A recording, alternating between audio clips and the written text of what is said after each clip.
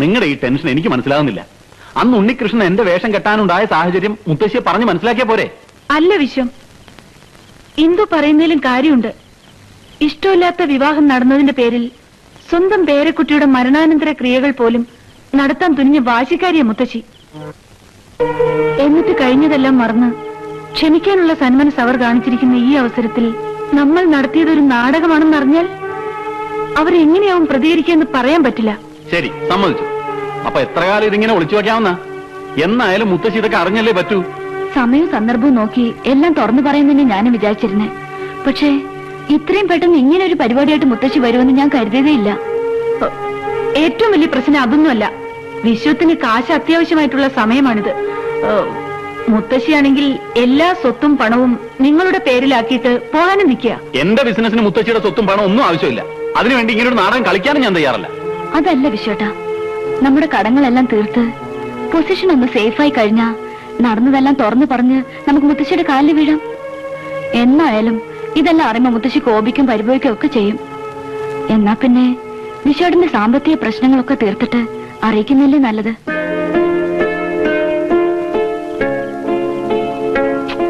തൽക്കാലം ഒരു 4 ദിവസത്തെ പ്രശ്നമല്ലേ ഉള്ളൂ. കാശിന്ന് മുത്തശ്ശി മടങ്ങി വന്ന ശേഷം നമുക്ക് എല്ലാ സത്യങ്ങളും തുറന്നു പറയാം. ബെല്ലും ബ്രേക്കും ഇല്ലാത്ത അയാളെ കൊണ്ട് വേഷം കെട്ടിക്കാൻ താല്പര്യം ഉണ്ടായിട്ടല്ല, പക്ഷെ അതുകൊണ്ട് നമുക്ക് കിട്ടാൻ പോകുന്ന ഗുണങ്ങൾ പലതാ. അതിന് ഞാനിനി അയാളെ എവിടെ പോയി തപ്പും? അഥവാ കണ്ടുപിടിച്ചാൽ തന്നെ അയാൾ സമ്മതിക്കുന്നുള്ളതിന് എന്താണ് ഉറപ്പ്? ഇടിച്ചതിന്റെ ലിവറൊക്കെ കളയും. പെണ്ണുങ്ങളെ കമലടിക്കുന്നോളാം. ഇങ്ങനെ പറയുന്ന ഒരു പോലീസുകാരനെ ഒരു മീശയില്ലാതെ സങ്കല്പിച്ച് നോക്കിയ സുഹൃത്തുക്കളെ, അതാണ് പറഞ്ഞത്. മീശ മീശ, വരേൻ മീശ, കൊമ്പം മീശ, കൊനസ്റ്റ് മീശ, പോലീസ് മീശ, പട്ടാള മീശ, കായംകുളം കൊച്ചുള്ളി മീശ. ബഹനോർ ഭായിയോ, ലേഡീസ് ആൻഡ് ജെന്റിൽമെൻ, തായ്മാർകളെ, തന്തമാർകളെ, സഹോദരി സഹോദരന്മാരെ, ജീവിതത്തിലും കലാരംഗത്തിലും ഒരുപോലെ ഉപയോഗിക്കാൻ പറ്റിയ വിവിധ തരം മീശകൾ നിങ്ങളുടെ മുമ്പിൽ ഇപ്പോൾ വെച്ചുകൊണ്ടിരിക്കുന്നത് പ്രൊഫസർ കാഞ്ചൻ ജഗ്ഗ. സംപ്രതി വാർത്താഹ പ്രവാചക ബലദേവാനന്ദ സാഗര. സുഹൃത്തുക്കളെ, ദേവാനന്ദയെ പോലെ വലിയ നടന്മാർ ജനക് ജനക് പായൽ ബജെ ജനിച്ചത് മീശയില്ലാതെയാണ്. ദിൽഹേ കി മാൻതാ നഹീം. എന്നാൽ ദൈവത്തിന്റെ കൃപ കൊണ്ട് റോട്ടി കപ്പട ഓർ മകാൻ, ചെറിയ കപ്പട മഹാൻ മീശകൾ വച്ച് രുദ്ര മസ്തര, സ്വന്തം രൂപം പോലും മാറ്റാൻ അവർക്ക് കഴിഞ്ഞു. മുഖദ്ദർ കാ സികന്ദർ, മുഖത്തിന് ചേരുന്ന മീശ ആശിക്ക്. ആരാണ് ആശിക്കാത്തത്? ഒറ്റ നോട്ടത്തിൽ തന്നെ പ്രകടമായി ബുദ്ധിയില്ല എന്ന് നമുക്ക് മനസ്സിലാകുമെങ്കിലും നമ്മൾ ഇയാളെ പേടിക്കുന്നു. കാരണം ഇയാളുടെ മീശ. സുഹൃത്തുക്കളെ, അറച്ചു നിൽക്കാതെ മടിച്ചു നിൽക്കാതെ കടന്നു വരും. ഒരു ഭാഗ്യക്കുറി ടിക്കറ്റ് എടുക്കുന്നതിനേക്കാൾ എന്തുകൊണ്ടും നല്ലതല്ലേ ഈ മീശ വാങ്ങുന്നത്? ഭാഗ്യക്കുറി ടിക്കറ്റ് എടുത്താൽ സമ്മാനം കിട്ടുമെന്ന് എന്താണ് ഉറപ്പ്?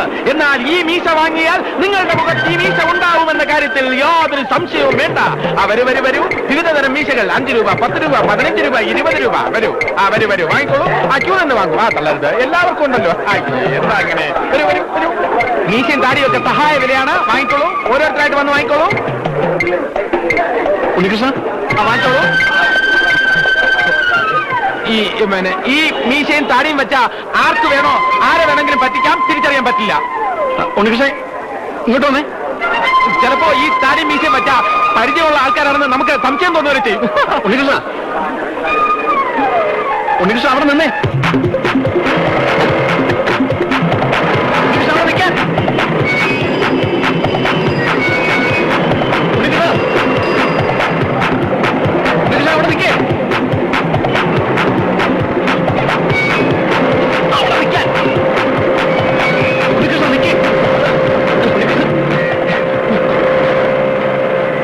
കാര്യം പറഞ്ഞോട്ടെ.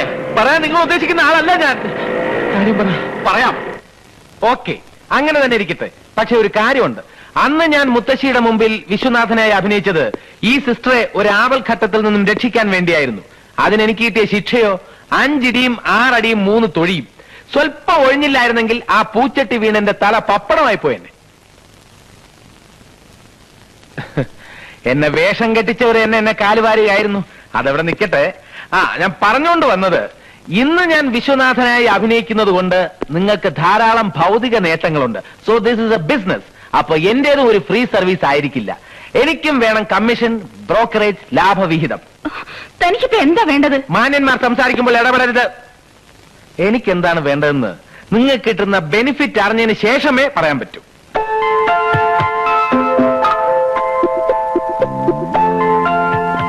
അതൊക്കെ എന്തു വേണമെങ്കിലും തരാം.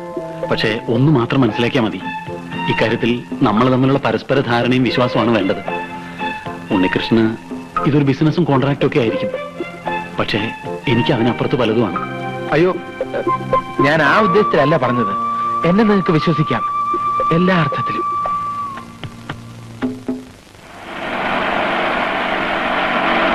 ഇവിടെ നിർത്തിക്കോളൂ.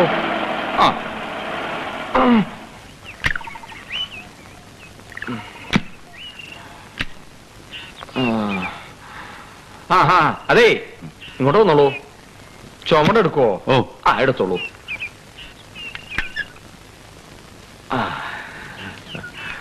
മുത്തശ്ശി, എന്നെ അനുഗ്രഹിക്കണം മുത്തശ്ശി. എന്താ തടി പോലെ നോക്കിക്കണേ? ഉമ്മർത്തോണ്ട് വെച്ചൂടെ? എന്താ ഊരിയൊന്നുമില്ല.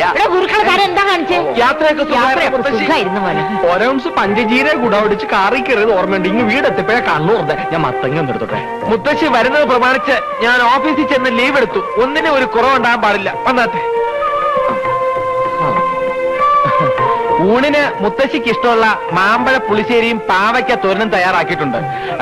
പാലടപ്രഥമൻ വേറെയുണ്ട്. മുറുക്കാൻ ജാപ്പാണം പുകയിലയും തെങ്കാശി വെറ്റിലയും റോസ് ചുണ്ണാമ്പും വാങ്ങി വെച്ചിട്ടുണ്ട്. ഗുരുക്കളമ്മാവന് അങ്ങാടി മരുന്ന് എന്തെങ്കിലും വേണമെങ്കിൽ പറഞ്ഞോളൂട്ടോ, ഞാൻ ഇപ്പൊ തന്നെ വാങ്ങിട്ട് വരാം. തേച്ചു കുളിക്കാൻ ബലാ കുളിച്ചാതി എണ്ണ തന്നെ മതിയല്ലോ, അതും വാങ്ങി വെച്ചിട്ടുണ്ട്. ഈ സ്നേഹത്തിന് മുമ്പിൽ ഗുരുക്കളമ്മാവൻ പതർന്നു കൂട്ടിയേ. താൻ എന്തിനുണ്ട് പതർന്നേ? വേണ്ടേ, പതർന്നില്ലേ? വന്നാട്ടെ വന്നാട്ടെ. ഒരു മോളെ, നല്ല യാത്രാക്ഷീണം ഉണ്ടാവും. ആദ്യം ഓരോ ഗ്ലാസ് ചൂട് കാപ്പിയാവാം അല്ലേ? സിസ്റ്റർ നിക്ക്, ഇന്ദു പോയി കാപ്പി എടുത്തോണ്ട് വരൂ. കാല് തടവണോ മുത്തശ്ശി? തടവി കൊടുക്കടി. ഇപ്പൊ വേണ്ട മോനെ, കുറച്ച് കഴിഞ്ഞിട്ട് മതിയില്ലേ? വായി നോക്കി നിൽക്കാതെ ആ സാധനങ്ങൾ എടുത്തു വെക്കാൻ ഗുരുക്കളമ്മാനെ സഹായിക്കടി. നോക്കാതെ ചെല്ലടി. ചെല്ലുമോളെ. വെരട്ടിയാലേ ശരിയാവുള്ളൂ.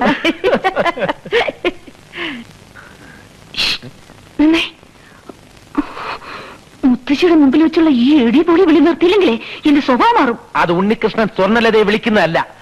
ഇവിടത്തെ നാടകത്തിലെ ഒരു കഥാപാത്രം മറ്റൊരു കഥാപാത്രത്തെ വിളിക്കുന്നതാണ്. അത് മനസ്സിലാക്കാനുള്ള വിവരമില്ല. ഞാൻ എന്ത് ചെയ്യും? ഒരു കാര്യം, അന്തസ്സുള്ള ആൾക്കാർ ഇവിടെ താമസിക്കുന്നത് അല്പം കൂടെ സംസ്കാരത്തോടെ പെരുമാറണം. ഓവർ സ്വാതന്ത്ര്യം കാണിച്ചാലുണ്ടല്ലോ. എന്ത് ചെയ്യും മാഡം? ഇനി മുത്തശ്ശി ഇവിടുന്ന് പോകുന്നത് വരെ കാര്യങ്ങളുടെ എല്ലാം കടിഞ്ഞാണ് എന്റെ കയ്യിലാണ്. കുതിരവണ്ടി ഓടിച്ച് നടന്നവനെയൊക്കെ പിടിച്ച് വീട്ടിൽ കയറ്റിയ എന്നെ വേണം തല്ലാൻ. ഓഹോ, നിന്റെ അടവ് എനിക്ക് മനസ്സിലായി. ആദ്യം ഇങ്ങനെ ഉടക്കി ഉടക്കി അവസാനം പ്രേമത്തിലാവാന്നായിരിക്കും. അതിന് എന്നെ കിട്ടൂല, വേറെ ആളെ നോക്കിയാ മതി. ഓക്കെ? എന്താ മോളെ അവിടെ? ഒന്നുമില്ല മാവാ, ഇതാ വരുന്നോ. ഇനി ആകെ ഉള്ളത് ഈ മുറിയാണ്. ഈ മുറി മുത്തശ്ശിക്ക് എങ്ങനെ ഉണ്ടാവും?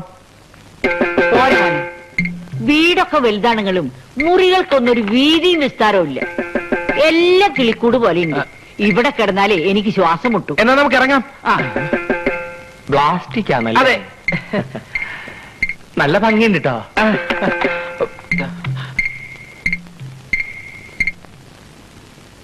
ഇതെന്താ ചിത്രം? ഞാൻ നോക്കിയിട്ട് കാറ്റും വെളിച്ചവും കയറുന്നതും വീതിയും വിസ്താരമുള്ളത് ഈ മുറിയ. കിടപ്പ് ഇവിടെ തന്നെ ആയിക്കാലോ ഗുരുക്കളെ. ഇത് ഹാളാണ് മുത്തശ്ശി. ആയിക്കോട്ടെ, അതിനെന്താ? അല്ല, എനിക്ക് പ്രത്യേകിച്ച് മുറിയൊന്നും വേണ്ടട്ടോ. തനിക്ക് ഇവിടെ പ്രത്യേക മുറി വേണമെന്ന് ആരെങ്കിലും പറഞ്ഞോ? താനാ മൂലക്കിലാകാൻ ചുരുളുടി കിടക്കണോ? പ്രത്യേക മുറി. എനിക്ക് വ്യായാമമൊക്കെ ചെയ്യണമെന്നുണ്ടേ. അതാ ഉമ്മർത്ത് ചെയ്തൂടെ? ദീപം ദീപം ദീപം.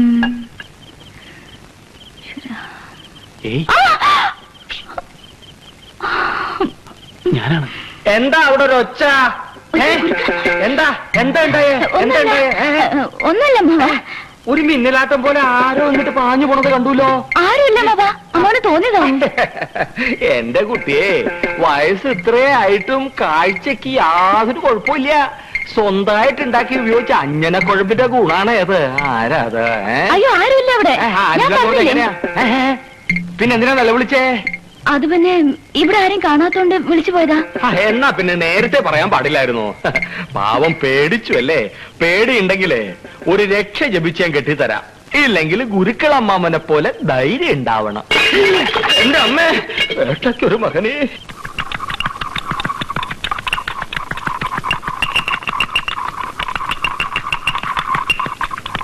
ഇനി എല്ലാ കാര്യങ്ങളും ചുമതല ഞാൻ നിങ്ങളെ ഏൽപ്പിക്കാം. ഞാൻ ഇനി എത്ര നാളുണ്ടാവും കുട്ടികളെ? ഇനിയുള്ള കാലം കാശി പോയി ഭജന ഇരിക്കണമെന്ന് എന്റെ ആഗ്രഹം. വേണ്ട, മുത്തശ്ശിയെ ഞാൻ എങ്ങോട്ടും വിടില്ല. സ്വത്തിനേക്കാളും പണത്തിനേക്കാളും എനിക്ക് വലുത് എന്റെ മുത്തശ്ശിയാ. ആവൂ, ഇങ്ങനൊരു മരുമകനെ കിട്ടാൻ സുഹൃതം ചെയ്യണേ. വൈകിട്ടില്ല, ഇനി ചെയ്താലും മതി. കഷായം കൂട്ടാൻ വൈകിട്ടില്ല എന്ന് പറഞ്ഞതായിരുന്നു. ആ ഞാൻ പോയി നോക്കിട്ട് വരാം. ഓഹോ, കറക്റ്റ് സമയത്താ വന്നത്. മുത്തശ്ശി നല്ല മൂടില്ല. മതി മോളെ. ആ, ഇനി അരമണിക്കൂർ കഴിഞ്ഞ് മതി കേട്ടോ. എന്റെ കൂടെ കോളേജ് പഠിച്ചിരുന്ന ആളാ ഉണ്ണികൃഷ്ണൻ. ആ നല്ല വിനയമുള്ള ചെറുപ്പക്കാരനാ. സിറ്റിയില് ഒരു കമ്പനിയിൽ ഇന്റർവ്യൂവിന് വന്നതാ. മുത്തശ്ശിയുടെ അനുഗ്രഹം വായിക്കണ. എന്നെ അനുഗ്രഹിക്കണം മുത്തശ്ശി. തെറ്റുകൾ എന്തെങ്കിലും ചെയ്തിട്ടുണ്ടെങ്കിൽ എന്നോട് പൊറുക്കണം.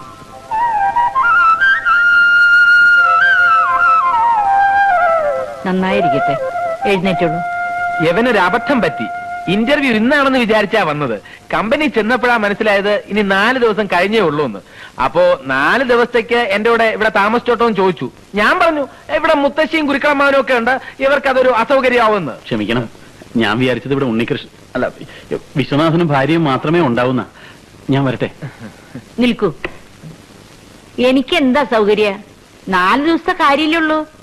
കുട്ടി ഇവിടെ കൂടിക്കോളൂ. കുറച്ച് ആളും ബഹളമൊക്കെ ഉള്ള ഒരു സുഖല്ലേ? ഞാൻ മുറി കാണിച്ചുതരാം. നിൽക്കൂ.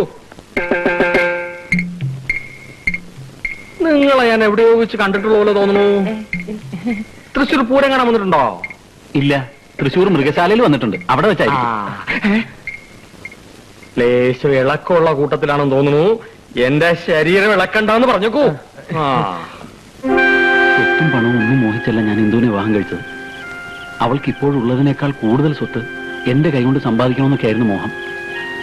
ഇതിപ്പോ ആ മുത്തശ്ശി ഇംപ്രസ് ചെയ്ത് അവരുടെ കാശ് തട്ടിയെടുക്കാന്നൊക്കെ പറയുമ്പോ എനിക്ക് എന്നോട് തന്നെ പുച്ഛം തോന്നുക.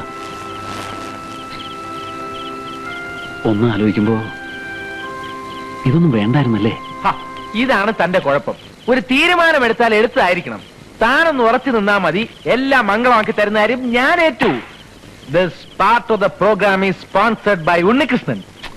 അതല്ലടോ, താനൊന്ന് ആലോചിച്ച് നോക്കിയേ. എനിക്കിപ്പോ എന്റെ ഭാര്യയുടെ മുറിയിൽ ഒന്ന് കയറണമെന്നുണ്ടെങ്കിൽ ഞാൻ ആരുടെയൊക്കെ സമയവും സൗകര്യവും നോക്കണം. അതെല്ലാം തന്റെ കയ്യിലിരിപ്പ് കൊണ്ടാണെന്ന് കരുതി സമാധാനിച്ചാ മതി. ഞാൻ എന്ത് തെറ്റ് ചെയ്തെന്നാണ് താൻ പറയുന്നത്? എവിടെ? തന്നെ തന്നെ നോക്കി നിൽക്കാൻ അവിടെ. അയാൾ എന്തിനാ എന്നെ തന്നെ നോക്കുന്നത്? ഞാൻ വന്നപ്പോ തുടങ്ങി ശ്രദ്ധിക്കുക. താൻ നോക്കിക്കോ, ഞാനൊരു കളി കളിക്കാം. ഞാനാണ് ദേവരാജനെ കൊന്നതെന്ന് വേറെ ആർക്കും അറിയില്ല. നേരത്തെ സുമിത്രയെ ബലാത്സംഗം ചെയ്തതിന്റെ പേരിൽ ഡേവിഡിനും എന്നോട് ശത്രുതയുണ്ട്. അതുകൊണ്ടാണ് എനിക്ക് ഒളിച്ചു താമസിക്കേണ്ടി വരുന്നത്. പക്ഷേ ഇപ്പോഴത്തെ എന്റെ ഏറ്റവും വലിയ പ്രശ്നം അകാരണമായി എന്നെ സംശയിക്കുന്ന കിളവനാണ്. അയാളെ തട്ടാതെ രക്ഷയില്ല. ഇനി നീ പറ, ഞാൻ ഏത് റോൾ എടുക്കണം? ഇൻസ്പെക്ടറുടെ റോൾ എടുക്കണോ, കുറ്റവാളിയുടെ റോൾ എടുക്കണോ? നാടകം കൊഴിപ്പിക്കണമെങ്കിൽ നീ കുറ്റവാളിയുടെ റോൾ തന്നെ എടുക്കണം. അതാവുമ്പോ നിനക്ക് പ്രത്യേകിച്ച് അഭിനയിക്കേണ്ട കാര്യമില്ല. ഗുരുക്കളമ്മാവ് പോന്നു. അത് പിന്നെ ഇവൻ നാടകക്കാരനാണ്. നിന്റെ നാടകത്തിലെ ഗുരുക്കളമ്മാവിനെ പറ്റിയ വേഷം എന്തെങ്കിലും ഉണ്ടാവൂടാ? വേഷമൊന്നും ഉണ്ടാവൂല. അമ്മാവന് കർത്തം വലിക്കാൻ അറിയാവോ? പെരിപ്പിക്കണ്ട അമ്മാവാ, ദേഹം ഇളകും.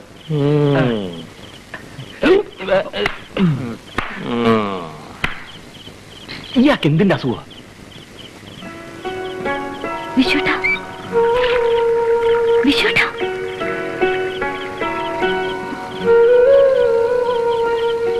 നീ വിഷമിക്കാതിരിക്കുക. ഒരു 11 മണി കഴിയുമ്പോ ഞാൻ മുറിയിലേക്ക് വന്നേക്കാം. അയ്യോ, മുത്തശ്ശി എങ്ങാനും കണ്ട? മുത്തശ്ശി കാണാതെ ഞാൻ വന്നോളാം. എനിക്ക് പേടിയാവുന്നു. പേടിക്കാനൊന്നുമില്ല. മുത്തശ്ശിയും ഗുരുക്കളും ഉറങ്ങിക്കഴിഞ്ഞതിന് ശേഷം മാനേജ് ചെയ്തോളാന്ന് ലത ഏറ്റിട്ടുണ്ട്. മാനേജ് ചെയ്തോളാന്ന് ലത ഏറ്റ നിലയ്ക്ക് ഇന്ദു വിശ്വനാഥനോട് പറഞ്ഞ് എനിക്ക് ആ ജോലി ഒന്ന് ശരിയാക്കി തരണം. ഞാൻ പറഞ്ഞു നോക്കാം. ഓ, കുടിക്കാൻ കുറച്ച് ജീരവെള്ളം കിട്ടിയ തരക്കേടില്ല. കടുക്ക വെള്ളമാണ് കുറച്ചും കൂടി നല്ലത്. എന്തുവാ